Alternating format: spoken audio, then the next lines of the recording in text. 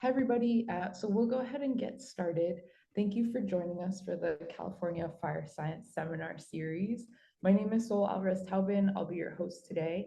I currently support community adaptation projects through my consulting practice, Greenlight Collaborative, and I research wildfire resilience and grid interactions as a PhD student in the Energy and Resources Group at UC Berkeley. I'm also a member of the 12 Student Organizing Committee for the California Fire Science Seminar Series, which is put together and funded by the California Fire Science Consortium, the Fire Research Group, UC Berkeley, and UC Merced. We're excited to have you join us. Today's seminar, Operational Outage, Ignition, and Wildfire Risk Modeling at PG&E, will be presented by Scott Strenfel. Scott is a utility and fire weather subject matter expert with over a decade of experience directing the meteorology operations and fire science teams at PG&E, where he leads development of operational weather and fire risk models and serves as chief meteorologist during emergencies. He oversees utility weather research, chairs an academic industry advisory board, interfaces with regulators, and contributes to cross-industry wildfire mitigation and financial filings. Previously at Sonoma Technology, Scott researched satellite fire detection and wildfire emissions and holds BS and MS degrees in meteorology with multiple awards recognizing his innovation and his leadership. Scott, thank you for joining us today. For folks at home, this webinar is being recorded and will be posted on the California Fire Science Consortium website and YouTube channel. There will be a Q&A session following Scott's presentation, so please feel free to add any questions you have to the chat as they come up. All right, Scott, I will hand it over to you.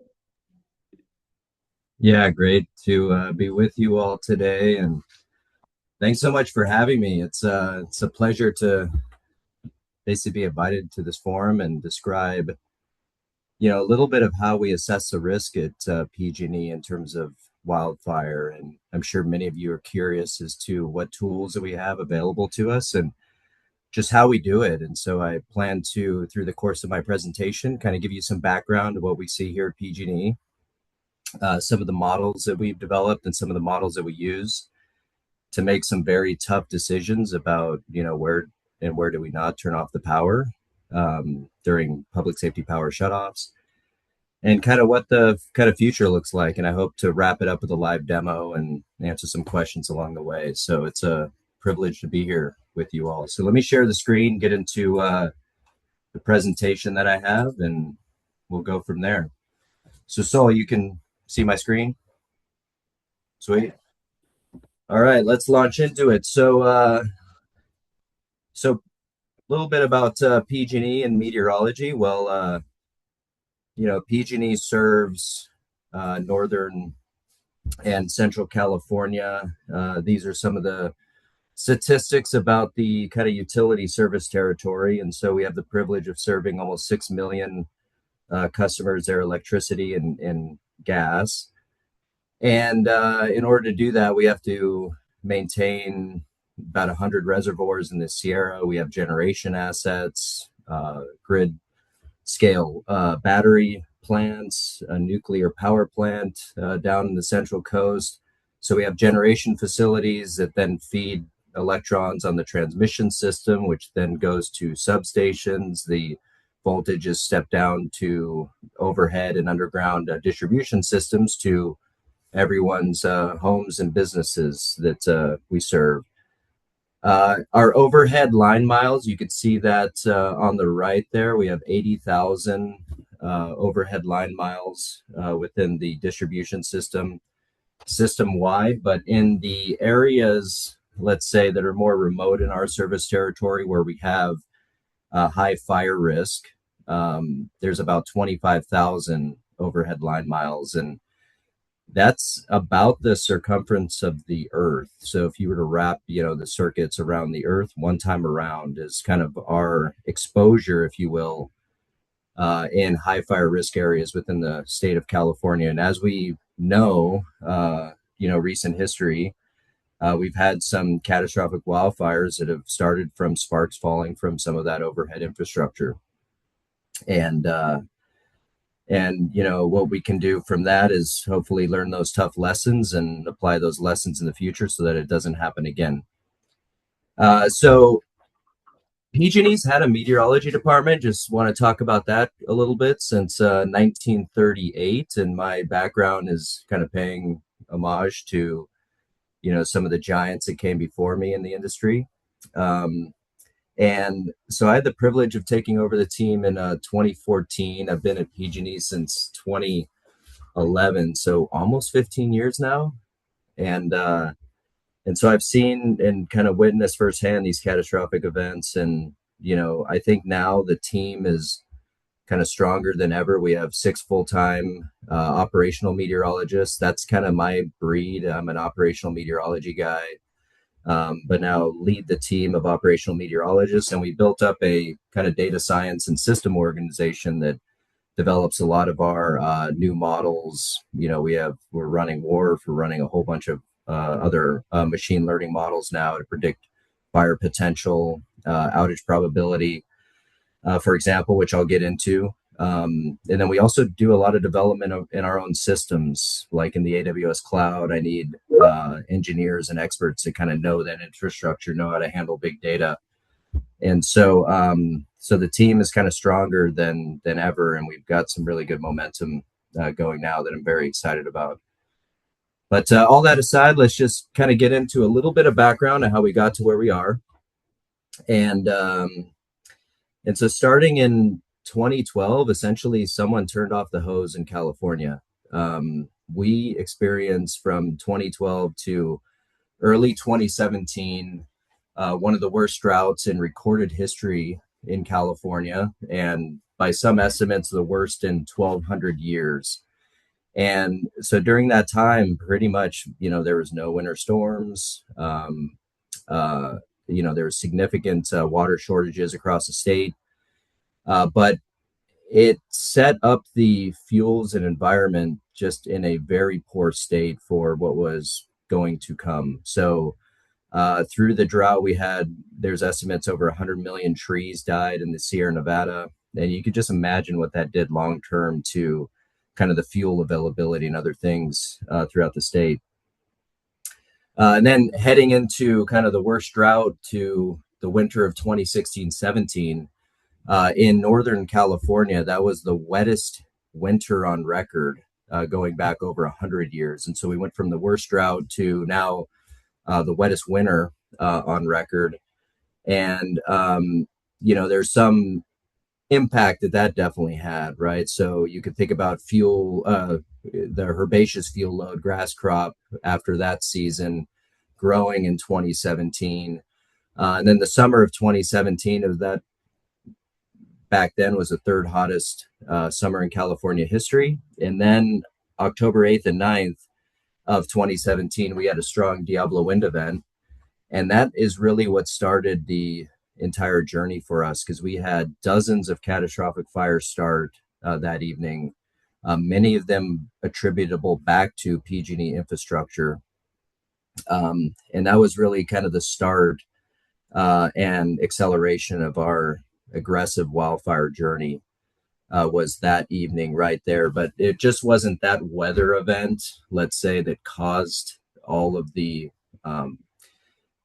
damage and risk. It was, there's antecedent conditions that we have to also appreciate as well leading up to those events. And then we know what happened in 2018 on November 8th, 2018. We had a Diablo wind event, another one. And we had a couple of ignitions. One of them was the campfire, which was just a traumatic experience for everybody involved. Most destructive wildfire in California history. And then there's just, multiple events, and I can go on and on. 2019 was kind of another huge year. In some aspects, a very traumatic year from a public safety power shutoff perspective, but also kind of a successful year depending on how you look at it. So we had a tremendously bad October in 2019 in terms of Diablo wind events. So we had an event On the 23rd of October, the 26th was the strongest wind event in our recent history, going back at least 30 years. Then we had another event on the 29th. But the going back to the event on the 26th, we had to de-energize about 900,000 customers, which was the largest public safety power shutoff event that's ever occurred. And we were early days in the program. There was definitely some lessons learned and some rough patches along the way, but at the end of it, we found over 500 cases of damage to our infrastructure from trees and other things getting blown into our lines, and no catastrophic fires started that night. And that event was stronger than October of 2017, where we had dozens of catastrophic fires. So in one way, successful in stopping catastrophic fires, but still that public safety power shut off, very painful for the customers that had to endure it. So let me just jump into a little bit of kind of what we've seen over the last 100+ years within the PG&E service territory. So these are some of our internal temperature records. And just a couple days ago, while preparing for this, I decided to kind of just plot the annual average temperature that we've experienced in PG&E from 1915 to 2025. And there's a bit of a signal there going from left to right. So you could see the temperatures are relatively stable in our service territory from 1915 through about 1980. And then things start to change, and they start to change quite rapidly. There's an increase going on in the 80s and the early 90s. Then it looks like there's like a paradigm shift starting in like 1997, 1998, and then another one once we get into 2015 to where we're currently at. And going back to like 2024, that was the hottest record hottest season that we've ever experienced in the state of California, at least in our service territory. 2025, I think people are talking about it as being kind of a mild year summer wise. We didn't really have any strong heat events, but still, when you look at the climatological kind of record and put just the temperatures in perspective, it still was a very hot year. And unfortunately, the future doesn't look any better. And what this means is that, at least to someone like me, is that we're already in a riskier kind of landscape, no doubt. But the future, which is projections, just don't look promising in terms of wildfire risk. And one of the things that we've seen with some of the research that we've done with San Jose State and some other institutions is that the temperature increase is drying out the fuels. So when fires start, they're just more intense. So it's not really about the temperature, like 1 to 2 degree, maybe 3 degrees temperature difference, like when a fire starts. That doesn't really matter that much. What matters is that integrated effect, just months on the fuels. Fuels are drier overall. And so that's potentially one of the reasons why, we're having all these catastrophic events. But there's other reasons as well, infrastructure, aging, other things happening. But definitely, I think one of the reasons why we see all these catastrophic fires recently is just we're in a new paradigm. We're in this new era of climate change and drier fuels and hotter temperatures. So this slide is very hard to look at, but it's also motivation for what we have to do and the importance of utility meteorology, mitigations to limit and stop these catastrophic fires from happening, because these were PG&E caused incidents, at least attributable back to some sort of infrastructure that PG&E owned, that something happened where a spark fell on the ground and initiated a catastrophic wildfire. And so I talked about the events of 2017. I talked about the Camp Fire, the deadliest wildfire in California history. I talked about, didn't talk about 2019 Kincaid Fire. That was in 2019, it says it right there. Started October 23rd. 2020 Zog fire up in the north destroyed the community of Igo. I think a 4-year-old girl lost her life in that incident, and so these are just very painful. But it's we have to remind ourselves, when we're executing public safety power shutoff and other things, and it's challenging. This is why we're doing it. This is the motivation. Um, then, of course, there's recent events like the Dixie Fire, um, and the Mosquito Fire, and the 2015 Butte Fire is not on here, but those three are in a different fire regime aside from the ones I just mentioned. So in California, we tend to have kind of two fire regimes that we need to worry about. There's basically the wind driven cases where PSPS, public safety power shutoff, would be applicable. But then there's also the hot and dry kind of summer fires where not a wind event going on, fuels are dry, fuels are ready to go, and any spark is potentially dangerous if it happens in the wrong place. Um, so that would be the Butte Fire of 2015, Dixie Fire, and Mosquito Fire. Not really. There's no wind happening. We have an ignition.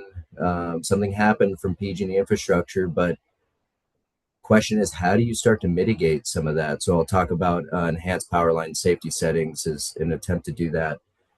And the last 3 years have been pretty good, but we can't rest on our laurels and say, we've solved this. We definitely haven't.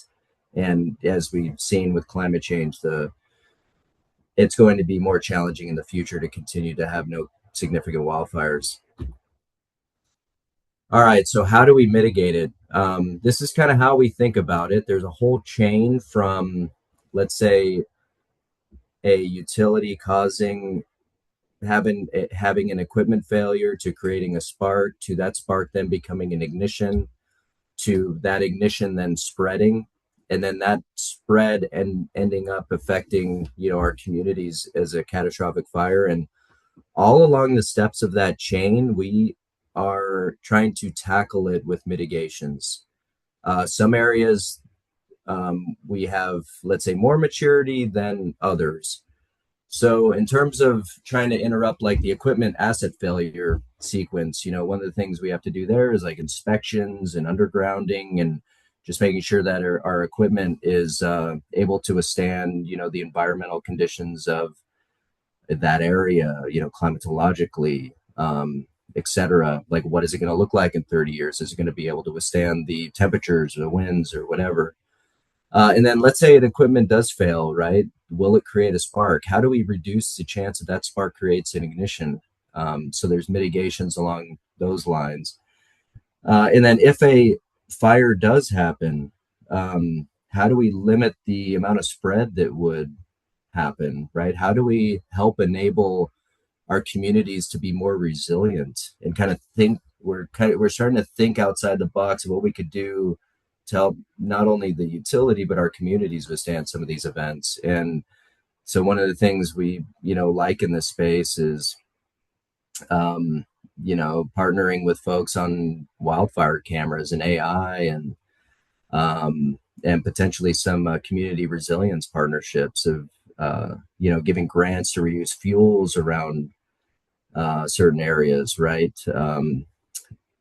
And so we're kind of thinking about it as a multi-pronged approach, but where my work really comes in is things that are in bold here, which is public safety power shutoff. That is the big hammer that we take out during wind events. Very effective, but also it's not a free move because we're creating risk, we're creating pain, we're creating outages essentially. So we have to handle that very targeted, but not get so like pinpoint. We think we got it. We could go down to this neighborhood, this exact house, and we missed something. So there's trade-offs on both sides there with public safety power shutoff. And then the other one is enhanced power line safety settings, and I'll get into both of those through the course of my presentation here. All right. So the way that we've thought about it for many years is kind of you can is this conceptual diagram that I have on the left. And then there's QR codes if you want to look deeper into this and get more information that we have. But the way that I have always thought about this is that this is a risk problem. This is a risk kind of matrix, if you will, and I try to put everything kind of in that framework in my mind. So there's this, there should be a probability every asset, every location, every hour of failure and ignition, right? What is the probability of something failing? And I like to think about that on the y-axis. And so that's, a function of many things. One of them, and arguably the highest feature, actually it is when you test it, wind speed. And I'll talk about why in a second, but ignition probability on the y-axis going from low to high. And then if you have an ignition, what is the consequence? And so that's just risk, right? Probability times consequence. And on the consequence, we could think about it is like a catastrophic fire probability, which we have on the x-axis.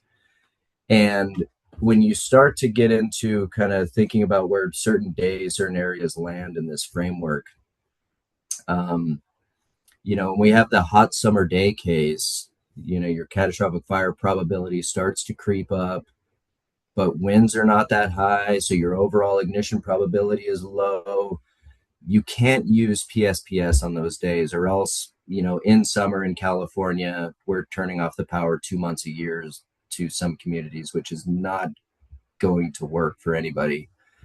So we need to come up with other mitigations. One of those is enhanced power line safety settings. And basically what that is at a very quick level is we're able to remotely change the settings on some of our reclosers that are on the grid. And reclosers are devices that enable the power to basically get turned on in the case of any like momentary interruption. So in a normal like winter storm, if you've ever been in your house and the lights are flickering, and then lights may flicker a couple times and the power stays on, likely what's happening in that scenario is upstream of you on the grid, there's a device that's operating called a recloser. And so typically what could happen in strong winds is there could be a branch that hits the lines, or lines can come together and touch, and that would cause an outage, right? The device trips, the recloser opens, power's off. But then the recloser is set up that it will automatically send a pulse of electricity through the line to test if it's good or not. So we'll close back in, send a pulse of electricity through, and if it's not successful, it will reopen. So power will go off again. That's the lights flickering. And depending on how you're set up, you can program these kind of any way you want, but typically in a utility, they test about 3 times. So they'll close back in, open, close. And if the power is successful, then the test is successful, then it stays energized, and you don't really have to roll anybody out there. The customer only experiences a momentary outage. And so there's huge benefits to operating the grid like that in, let's say, non-risky areas and kind of fire-prone locations. Huge benefits. But you don't want to do that, and you probably shouldn't do that where there's a risk of fire, because you can imagine a tree comes down through the line's now sitting on the ground, recloser is sending electricity to that wire that's sitting maybe in dry vegetation. Tough, right? So there's so basically when this EPSS is set up, the reclosing function is blocked out. And those reclosers are set up in more sensitive kind of relay settings, so they trip even faster. And the less time that it takes to trip, the less incident energy is available at the fault, meaning less sparks, less probability that you would have an ignition. But it does come at a cost. It comes at a cost of customer outages. So it's not a free move. Unfortunately, there's trade-offs on all this. And a lot of my time and a lot of my work within the company is trying to find that Goldilocks zone, right? Of like, where can we get the most mitigation while not impacting customers the most? A lot of my time is just trying to find that sweet spot. And I'll show you how we do that. But anyway, that's enhanced power line safety settings. A public safety power shutoff, I think everyone knows kind of generally what that is. We see a wind event coming. We need to turn off the power before the winds basically are taking down our infrastructure or trees. So that one's a little bit more clear of what that is. I think EPSS is, you know, is a little bit more opaque, but hopefully you got the idea of some of those mitigations. All right, so now getting into the tools that we have. So we've been working a long time on some of our high resolution model data. This is absolutely the foundation of everything that we do here in terms of understanding the risk every hour of every day, going back 30 years in the past to 5 days in the future across our territory. And if you check out that QR code, we published a paper in 2024 with Dr. Richard Carpenter from DTN and some of the professionals that we have, as well as some of the professionals in Technosilva, just describing how we came up with our flavor of WRF. But essentially, we're on our fourth version of it. And about every 3 years, we're always exploring new models.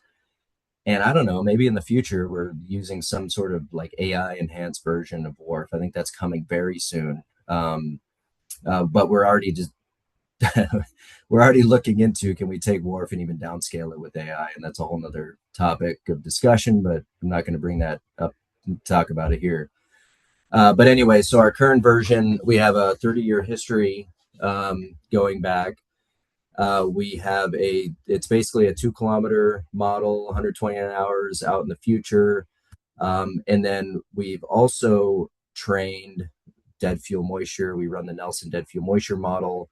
We've also trained live fuel moisture models, Chamise and Manzanita fuel species that go along with our field sampling programs. But that kind of 30-year history of weather, 30-year history of dead and live fuel moistures, as well as some other things that we have, kind of forms the foundation of everything else that we do. For example, we can use that data to then train machine learning outage models, machine learning ignition models, machine learning fire probability models, our FPI. And then we can use that to determine what does our PSPS thresholds look like, and how do I determine kind of it's in the right Goldilocks zone? Well, I can take whatever we're proposing and run that back in time to determine how many events we would potentially have. And so we do a lot of time kind of with these backcasts, trying to kind of understand the implications of any program that we're going to roll out. What impact would it have had on customers in the past to give us kind of an indication of what it may do in the future. All right, so jumping right into our fire probability model. This is our fire potential index. We're on our 5th version of it. And one thing that we do a lot here is once we're done rolling out a new model, the data scientists are learning stuff through the kind of creation of that model that they're thinking about, like the next generation. And so we're just constantly in this continuous improvement cycle, which is quite exciting. So we're already thinking about and already working on version 6. And but I'll talk to you about version 5.5. So version 5.5 is based on that 30-year climatology that I mentioned. We also worked with Sonoma Technology to develop a really good fire occurrence data set. And ultimately what I want, and maybe some of the smart students here can kind of work on this, is is I think for us to train kind of the best, let's say, index or kind of fire probability index model, is to have fire progression maps that are every hour by hour is what I'm looking at. Because then you can say, and you could take, let's say, that hour that the fire burned from point A to point B, you could like slice that out. This is essentially what we do. Go back in our 30-year climatology and ask, okay, what was the weather? What was the fuels? What were the, what are the homes that are around this area? What is the slope? What is the topography? Like all the stuff that I have above and more, to help us determine why a fire either burned from A to B or why it didn't. And so that those what we're trying to get to ultimately is like really good fire progression maps that we could use to then train some of our machine learning models on. Um, so we do have a really good start with the Sonoma technology data set that's been published there, which we funded. But as with everything, right, we're all about continuous improvement. It can be improved with even more data. But anyway, at its core, fire potential index, we have a 30-year history of it. It's broadcast on the Uber H3 grid at 0 0.7 kilometer hexagons. I've got some, a simple view in the middle of what that looks like, and then a more zoomed in view in our situational awareness dashboard on the left. And essentially it gives us kind of what the risk profile is every hour of every day. All right. And then what it's projecting is the risk that if we had an ignition of there potentially being a large and or catastrophic fire. The other kind of the other two models that we use in tandem to understand, okay, now what is the utility risk of causing an ignition are these two models. First is our outage probability weather model, which we took outage activity from PG&E service territory. We have pretty good outage records here, lat, lon, and time, and what caused the outage and what the outage was comprised of. Going back to about 2000, so we have about 25 years of outage information, which we can then put in that climatology. So for every hour, we've got, was there an outage or not in specific outage nodes? And with that and with other features, we can develop a pretty good outage model. One of the things that we found is we used 3 meter tree overstrike data from a vendor, Planet, and that proved very valuable at helping us predict the probability of having vegetation-related failures. And it's basically, trees, wind, and how old our equipment is, are kind of the 3 main drivers, which, makes sense. And then we want to understand the entire causal chain of causing catastrophic fire. So when an outage starts, right, you can imagine most of the time you're producing sparks. Well, those sparks are falling through the air, landing on the surface, and there is some sort of probability that those sparks are either going to cause an ignition or not. And so, you could just simplify this part of the model and say, yeah, assume an ignition happens. But we, last couple of years, we rolled out a new model to to attack that, right? And so what that attempts to predict is what is the probability of an ignition given an outage. And so that is, as typical, we tested a number of features with this one. Usually we get up to like 100 different features that we'll throw at some of these models and then start to select the right ones for can we actually run it, can we operationalize it, is it interpretable, etc. But we landed on the ones here, which is basically what is the weather going on in an area, like how dry and hot is it. Also, what are the fuels? Are the fuels dry or not? Slope we found was an important feature. Solar radiation, like the irradiance in an area, very important. That's one of the features of the Nelson dead fuel moisture model too. And then some of our protection settings, we found that if EPSS was enabled or not, that had an impact. And so those two models are used in combination to produce what is the ignition probability weather model. And so those 3 models, if you're not lost, are combined into our PSPS framework. And so if you think about the conceptual diagram I had before, where we had ignition probability on the left, which I talked about, and we had FPI probability on the x-axis, this is what the data looks like for the catastrophic fires in our service territory, and kind of how we think about drawing the line for PSPS. And what's also interesting here is the 2 fire regimes that just stand out naturally within the state of California. So this is the model that we use to decide public safety power shutoff. Basically, we're asking, okay, what is the ignition layer? What is the fire potential index layer combined? And that combination is what we call the catastrophic fire probability model. And each pixel in our model for every hour gets a value. And our threshold value for PSPS is 7. So anything that's 7 and above is typically scoped for PSPS. And how you kind of arrive at that number is through climatological assessments. So one of the things that we do is we look at all the catastrophic fires that have happened in our PG&E service territory, 30 years of through that 30-year historical data set. And we can plot now where these fires are in this conceptual framework and now data-driven framework. So you can see there's Zog, Redwood Valley, Sulphur, other things.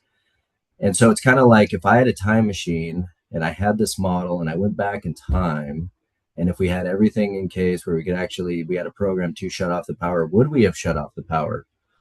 One could argue yes here because they're above the line. There are fires that are below the line. Dixie, largest fire in California history, below the line, right? But you got to remember that happened in a low wind scenario case. So although the fire potential index is kind of like pretty darn high, your ignition probability is low because it's just low wind case. You're dealing with kind of stochastic processes. Healthy green tree falls over in the forest. Very tough to predict that. Same exact thing happened in the Butte fire, by the way. But that's some of the difficult things. Like, why can't we catch the largest fire in California history with why couldn't we do it with PSPS? Well, what my answer to that is I can actually run that value 1.8 and plug it into our 30-year climatology and say how many times we have had to execute PSPS in order to capture that. And it ends up being like 2-3 months of public safety power shutoff, which we know.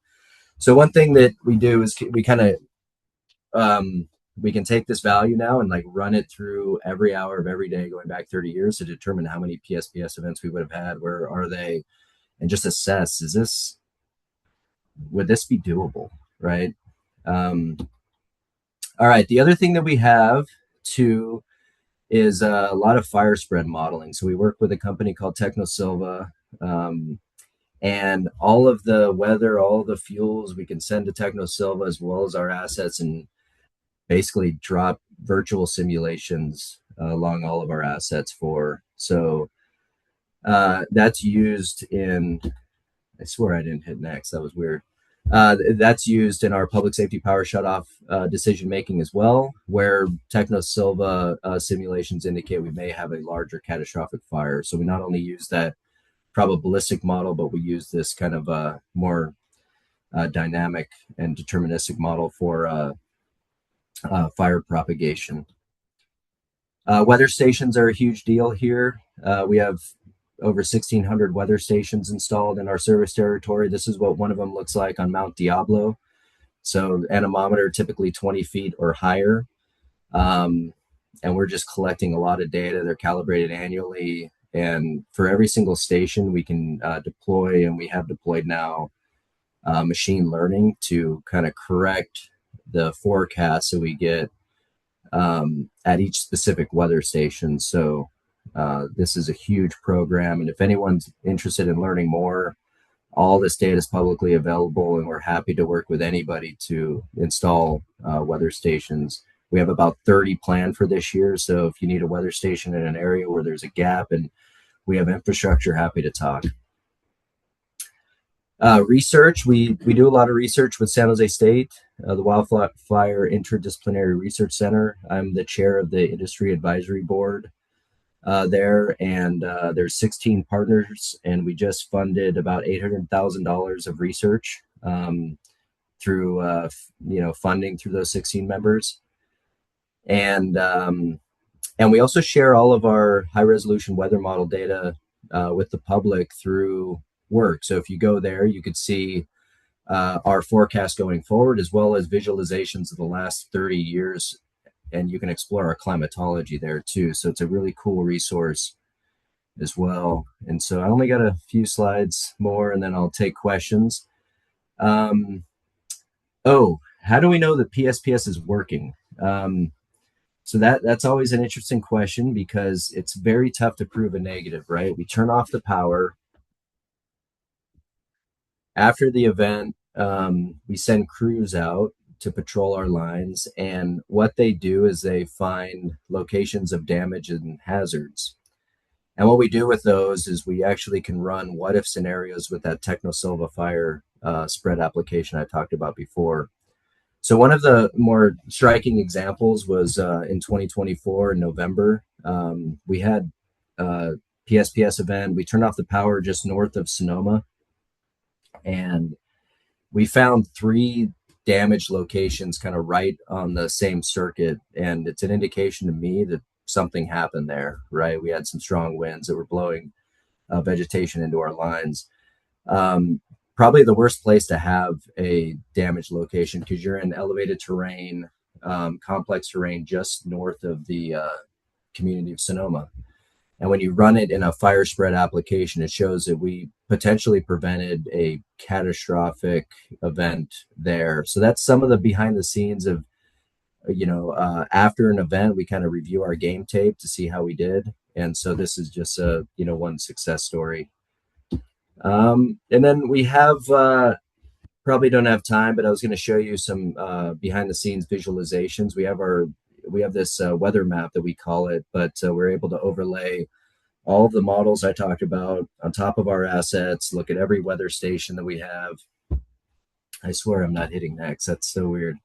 Um, and so, as an operational meteorologist, like I need these tools in order to make the best decisions for which customers are de-energized or which ones aren't when we're in PSPS. So the company overall has executed 34 PSPS events, and 33 of them I've kind of been in the room helping make those difficult decisions. And ultimately, at the end of the day, I want to be using the best models and the best kind of situational awareness platform that works. It's, yeah, fast. So yeah, I could do right by everyone we have the privilege of serving within California. So anyway, I'll stop there, and I know I went long, but I'll take questions. Thank you so much, Scott. Um, for Oh, folks that, oh go yeah, ahead. no, sorry. For folks that still want to submit questions, just due to time constraints and high attendance, please submit those through Q&A in the chat. So we'll start with, what role do you see satellite thermal infrared and synthetic aperture radar data playing in fuel mapping, vegetation management, and filling in gaps in fire spread modeling? Yeah. So I love the some of the thermal infrared data that's coming from satellite data, not only to detect fire from space. I'm a huge fan of like Beers and Modus and geosynchronous satellite fire detections. In fact, we built a satellite fire detection kind of alerting platform here within PG&E that's live on our weather map. So I think it's playing a huge role. And if we can get, better fuel model data through it, like where it's informing our fuel models, I'm definitely all for it. And that's one area that I think needs to be continued to look at is some of the updates that we get to fuels. I would like to see kind of continuous fuel models that are used in some of the fire spread modeling applications and more real-time updates to fuel models, because once we have a catastrophic fire, right, and the fuels are gone, that needs to be reflected as soon as possible, because we don't want to, for example, be executing public safety power shutoff in an area where there's no fuel that season, at least to burn. So yeah, love the application. I think there's a lot there. Thank you, Scott. Our next question is, how important do you think thinning and vegetation management around power lines as compared to proactive safety-driven outage measures like PSPS and fast trip for preventing wildfires? Yeah, another huge beneficial program that we do within PG&E. So we've expanded some of the work that we do with vegetation management. Um, and we have like state mandates to trim vegetation around our lines because we don't want it coming in contact. Trees and electrical infrastructure just do not mix. Um, the other thing that we've found through looking at all of our historical ignitions and trying to learn lessons of how we prevent those, because every time we have an ignition, we review it. We have the center in Dublin, California, that we review all of our ignitions, and we looked at like what could we do to prevent it. What we've been finding from those is that about 50% of our ignitions happen at the base of poles, and it makes sense because you have a lot of equipment attached to that. They could potentially fail. You got transformers, reclosers, jumpers, fuses, blah blah blah. And one of the things that we've been doing in that space is expanding our pole clearing around the base of the pole so we could quote unquote fail safely. So if you have ignitions that fall to the ground, what are they falling on? Mineral soil where it can't ignite anything, or are they dropping in a 2 foot high grass bed? So we've been doing a lot of vegetation clearing, um, but there's not a like that's not gonna. I don't think we're gonna vegetation manage our way out of this problem. And I think it's multiple layers of protection that ultimately help us reduce the probability of catastrophic fires. And there's not a, so far, there just hasn't been a single silver bullet solution. And then the other thing that we're also doing is we're trying to underground a lot of our infrastructure. Because when you underground, you don't have to maintain the vegetation. So you don't have to go back and keep cutting trees and clearing poles. And then it's also underground. So there's not really that ignition risk. Yeah, that makes a lot of sense. The next question we have here is, what model do you use to estimate the fine fuel moisture content? And do you have any sources for periodic validation? Yeah, so fine fuel moisture content. So I assume that you're talking about the grass crop fine fuel moisture content, and we actually have a lab at Applied, well, in San Ramon, where we take samples of fine fuels and we run them through. Basically, we have a oven there, and we do a lot of our own sampling kind of in that lab to verify some of the models that we use. Um, and ultimately, we're using a kind of a machine learning algorithm that's based on the NDVI index. Then we use a lot of planet data. So Planet has 3 meter NDVI as well as visual maps, which are I just like to look at pictures too. So I'm just like looking at satellite imagery of the state every day to get a sense of, is it green or not? Are the grass crops starting to fade? And then another tool that we have is when, I start to see something fading in terms of going from green to brown on satellite, I like to look at our camera data. So we have about 1,000 cameras across the state that we've installed as part of the Alert California network that's also publicly available. And I have access to take control of those cameras. So I'm the one that's constantly looking at the ground. And so people are like, Scott, why are you looking at the ground? These are meant to like look at fires from like miles away, but that's what I'm looking at. I'm looking at typically the grass crop. So yeah, couple of things there. We were looking at fuel casts for quite some time. I don't know if that's still going, but I don't think it is. And then I'll just dovetail into the live fuel moisture. So what we do there is we have our crews actually sample a lot of the live fuels in California. We have 35 sites where we sample LFM on chamise, manzanita, old growth, new growth, and that goes into the new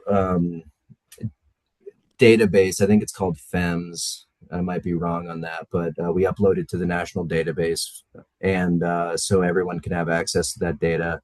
And then that data, that observations are then used to train our machine learning models on live fuels for chamise and manzanita, and that's also how we validate. So, great question. Thank you, Scott.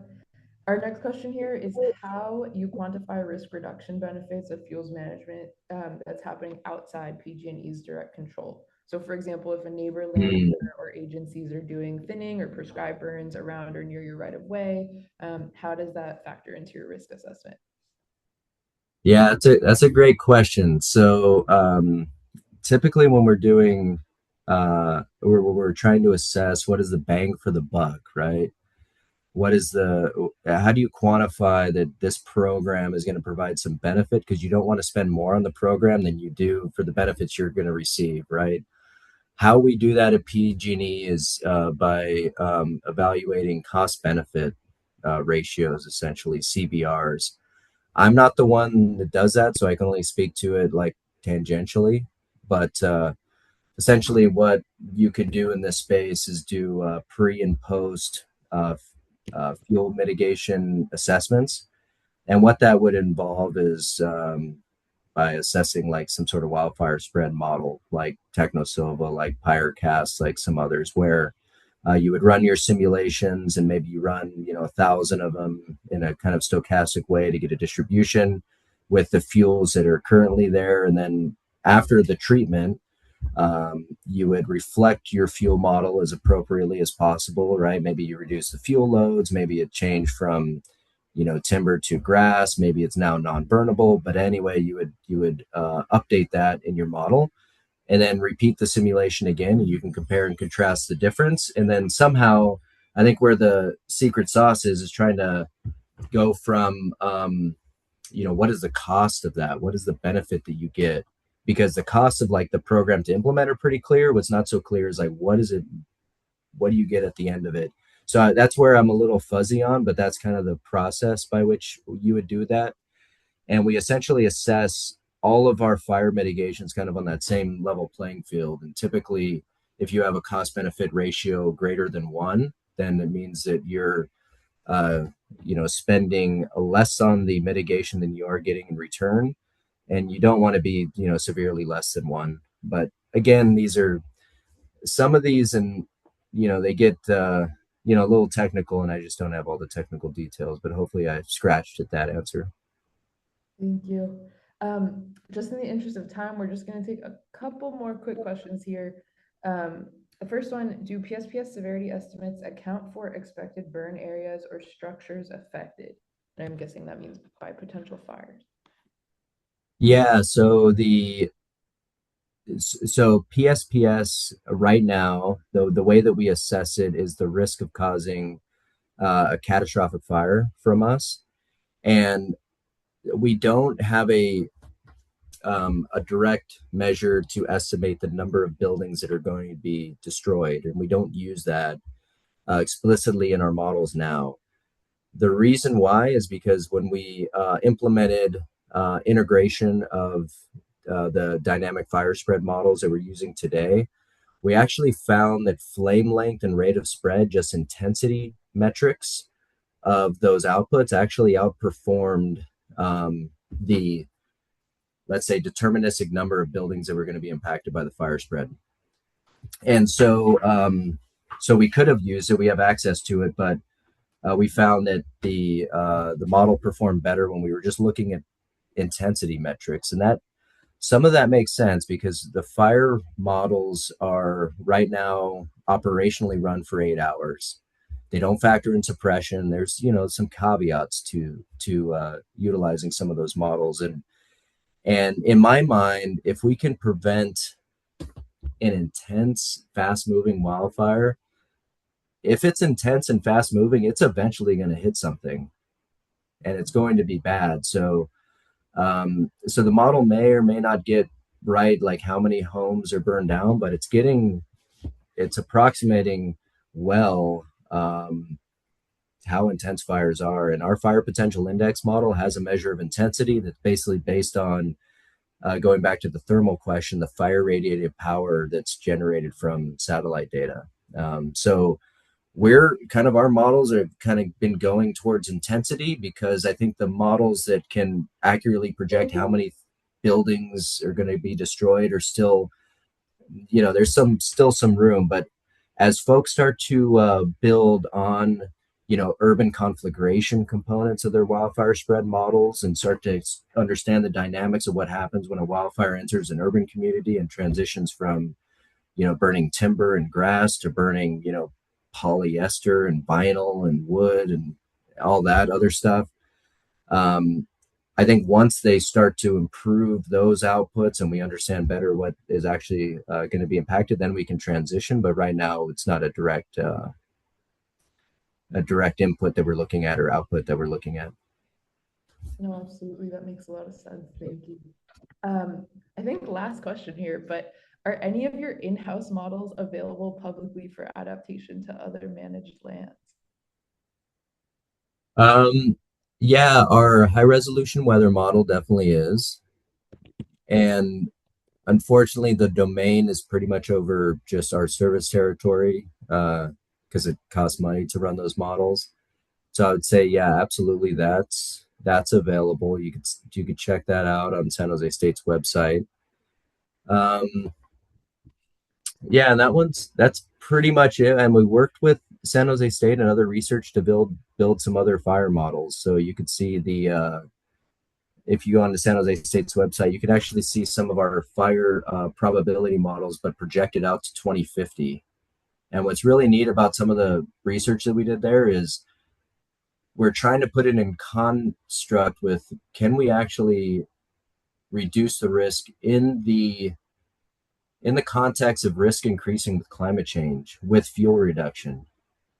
And the good story there is we actually can. If we do enough fuel reduction, we can offset the risk it's going to be increased in the future. So this is going back to the managed lands component of that. And on San Jose State's website, we have risk maps that show what is today's risk? What if it was 2050 or 2075 with and without fuel reduction? So you can kind of see a direct comparison. And so some of that work, yeah, is available there. And yeah, open to any questions or thoughts you have about it.